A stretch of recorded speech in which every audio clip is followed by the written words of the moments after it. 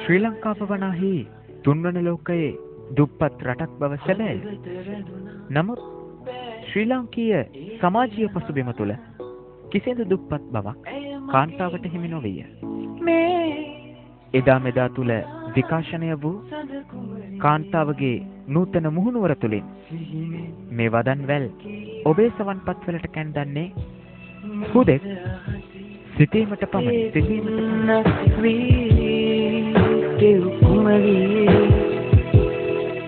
ඔබේ ආදරේ මං ආදරේ විහාර මහදේවියගේ පරපුරේ කාන්තා ඉතිහාසයක් අපට ඇති බව නොරහසකි. අනුලා බිසව මෙරට ප්‍රථම මෙහෙණිය වූ බවත් සැබෑයි. තම ස්වාමියා නිතරම පුද සත්කාර කරන ජයශ්‍රී මහා බෝධියට ගිනි තැබූ බිසවන් සිටි ඉතිහාසයක් අපට නැත. අශෝකමාලා අසම්මත පෙමක පැටළුණද ශ්‍රී ලාංකීය ආර්ය ඉතිහාසය කුවේණිය දික්කසාදයකින් ඇරඹුවද වසර දහස් ගණනක අපේ ඉතිහාසය තුළ කාන්තාව යන නිදහස් ස්වෛරී පුද්ගලයෙක් විය. වරක ඇය රැජිනියකි, වරක ඇය ගෘහණියකි, වරක සෙබලියකි, වරක පෙම්වතියකි. මේ කෙසේ වුවත් ඇය ගැහැණියකි. කිසිදා නොයනි සඳසේ පැයූ ආයාචනා හදවත රැඳුණා. ශ්‍රී ලාංකීය සමාජීය පසුබිම තුළ කාන්තාවට බරක් දැනෙන නීති නොවිය. පීතෘ මූලික සමාජයක් වුවද එය ගොඩනැගුණේ මව වටායි. සති පූජාව මෙහි නොවිය.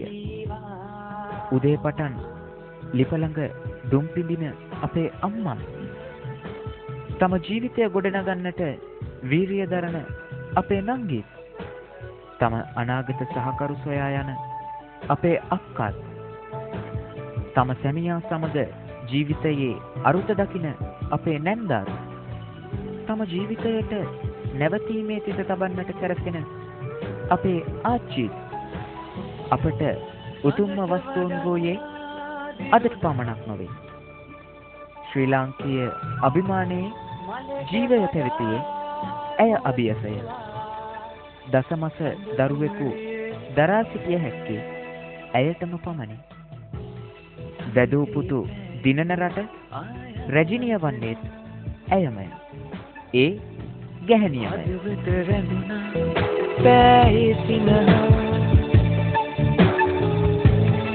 ඇය මගේමයි මේ සසර පුරා සඳ කුමරී සිහිමින් කීවා.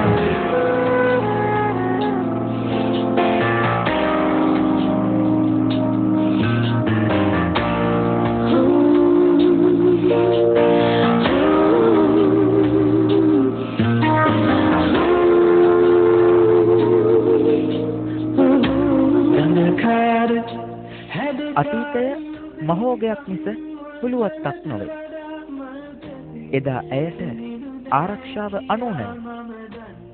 පේදුරු තුඩුවේ සිට දෙවුන්දර තුඩුව දක්වා සිව්සැට ආභරණයෙන් සැරසී තනිවම ගමන් කළ ඇයට අවජාතක දරුවන් බිහිවීමට ඉඩ නොතැබීමට එදා සමාජය ප්‍රබල විය. සමාජය නැමැති පෞර තුල ගැහැණිය රැජිනියක් වූවාය. ගෙදර බුදුන් අම්මා වූයේත් තාත්තා නොවූයේත් ඒ නිසාමයි. නමුත් මෙතරම් ආරක්ෂාවක් ආදරයක් මැද ගැහැණිය තම ගරුතර බව අහිමි කර නොගත්තාය. තමාට උරුම වූ ස්වකීය තාරුණ්‍ය ඇයගේ මිනීවල නොවිය. ඇගේ දෙතනේ කිරි ඉරු දරුවන් ඇගේ මසෙහි රස නොබැලුවේ ඒ නිසාම. ඒ එදා ගැහැණියමයි.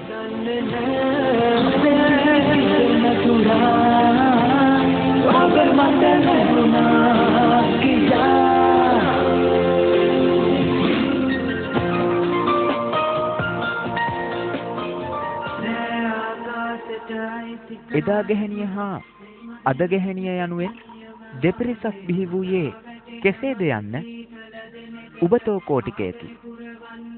මේ ප්‍රවිෂ්ටිය මහලු ආච්චි ගැන නොව අපේම නංගිලා අක්කලා නැන්දලා පිළිබඳවයි. වර්තමාන ගැහැණිය හුදෙක් වාණිජකරණය වූ පුහුල් ගෙඩියක් බඳු වූයේ කාලීන හැඩගැසීම් වල අතුරු ප්‍රතිඵල ලෙස තමයි.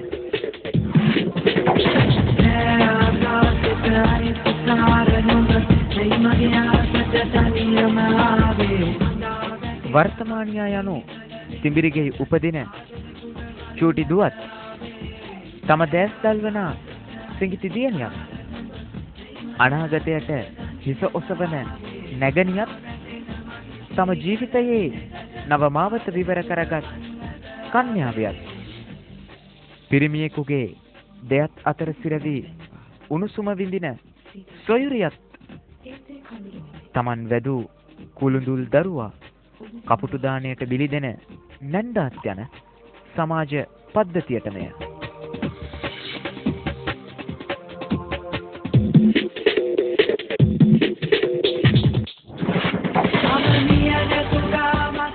කොතරම් වෙනස් ක්ෂේත්‍ර තුල හැසිරුණත් මේ සියලු දෙනාම ගැහැණියන්මයි.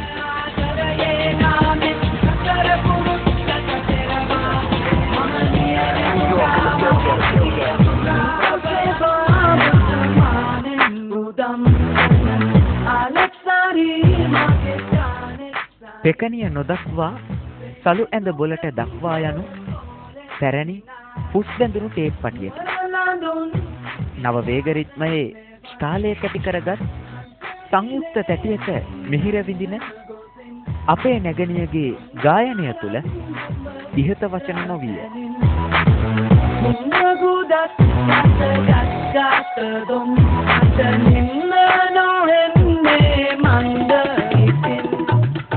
ඇගේ වාදනයේ වූයේ දිනේ සිට අඟල් 10ක් තරම් වූ කෙටි ගවුම.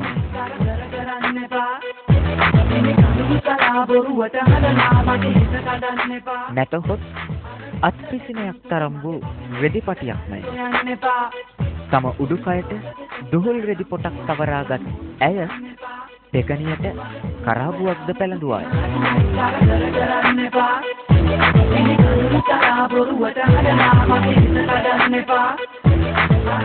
ඇගේ දෙකනේ එල්ලුණු නෑකරල් වැනි රෝදුත් යකඩින් තනු මාල පොටක් ඇගේ ගීතයේ තනුවම විය.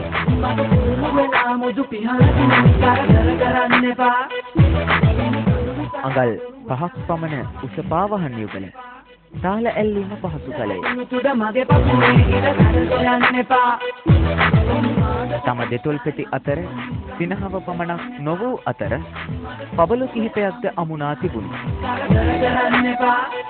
ඇගෙන් වැස්සුණු සුගන්ධය සුවඳ විලවුමක් පමණක් නොව මිහිරි සංගීත කණ්ඩයක්ම වේ.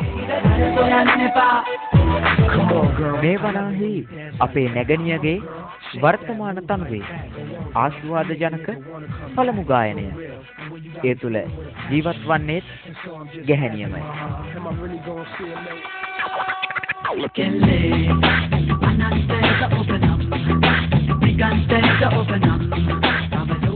විදිහට ඇඳ ගමන් බිමන් ගියේ එදා ගැහැණියමයි.